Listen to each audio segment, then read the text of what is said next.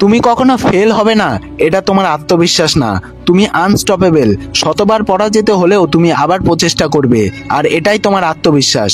তোমাকে অন্যদের থেকে আলাদাভাবে চলতে হবে, আলাদা চিন্তা ভাবনা রাখতে হবে যদি তুমি তোমার জীবনে অন্যদের থেকে আলাদা কিছু করতে চাও।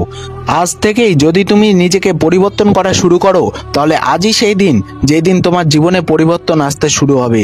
যখন আমাদের সামনে বড় বড় চ্যালেঞ্জ চলে আসে, তখন আমরা প্রত্যেকেই নার্ভাস হয়ে যাই, আমাদের মধ্যে একটা ভয় চলে আসে। কিন্তু যাদের মধ্যে আত্মবিশ্বাস বেশি পরিমাণে থাকে, তাদেরকে নার্ভাসনেস, ভয় এইরকম কোনো ফিলিংসই তাদেরকে থামিয়ে রাখতে পারে না।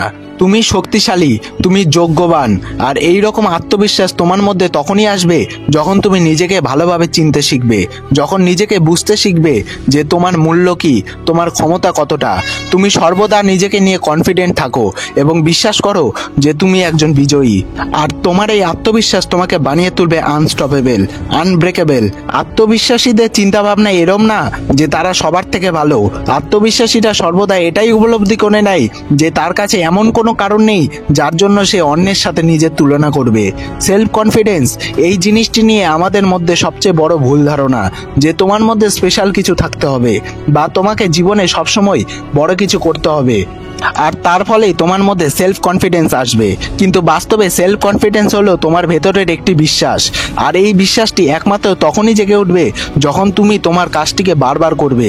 যদি তোমাকে এখন বলা হয় সাইকেল চালাতে, তাহলে তুমি সেই বিষয়ে 100% কনফিডেন্ট, কারণ এই কাজটি তুমি বহুদিন থেকে করে আসছো। তাই এখন সাইকেল চালানোটা তোমার কাছে কমফোর্টেবল একটি কাজ। ঠিক একইভাবে যে কোনো আনকমফোর্টেবল কাজকে বারবার করার মাধ্যমে তুমি সেটিকে কমফোর্টেবল করে তুলতে পারবে। তাই এখন থেকেই তোমার প্রিয় কাজটিকে বেছে নাও, আর আজ থেকে প্রতিদিন মাত্র 30 মিনিট সেই কাজটি করো। নিজের ভেতরে কনফিডেন্টকে বাড়িয়ে তোলার জন্য শুধুমাত্র এতটুকুই প্রয়োজন। একটা কমফোর্ট জোনের মধ্যে থেকে তুমি কখনোই তোমার আত্মবিশ্বাসকে বাড়িয়ে তুলতে পারবে না। আত্মবিশ্বাস সেটা না যে তারা তোমাকে পছন্দ করবে, তারা তোমাকে সবসময় ভালো বলবে। আত্মবিশ্বাস সেটা তারা যাই ভাবুক না কেন, যাই বলুক না কেন, তাতে তোমার কোনো কিছু এসে যায় না। তুমি সর্বদা তোমার রাস্তাতেই চলবে। তাদের চিন্তা ভাবনার কারণে তুমি কখনোই তোমার পথকে পরিবর্তন করবে না। অন্যরা তোমাকে নিয়ে কি ভাবছে এর থেকেও বেশি গুরুত্বপূর্ণ তুমি নিজের সম্বন্ধে কি ভাবছো। আত্মবিশ্বাসকে বাড়িয়ে তোলার সব থেকে সহজ উপায়, তোমার যেই কাজগুলোতে ভয় লাগে সেই কাজগুলোই তুমি বেশি করে করো।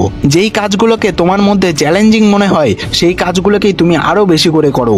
যেই কারণগুলোর জন্য তোমার মনে হয় যে এই কাজটা আমি করতে পারবো না, সেই কারণগুলো হাজারটা মানুষের মধ্যে রয়েছে, তা সত্ত্বেও তারা সর্বদা প্রচেষ্টা চালিয়ে যাচ্ছে। তারা কখনোই নিরাশ হয়ে জীবনের কাছে হার মেনে নিচ্ছে না। তাই তুমিও হার মেনে নিও না, তুমিও তোমার কাজটিকে সর্বদা নিজের বেস্ট দিয়ে করে যাও।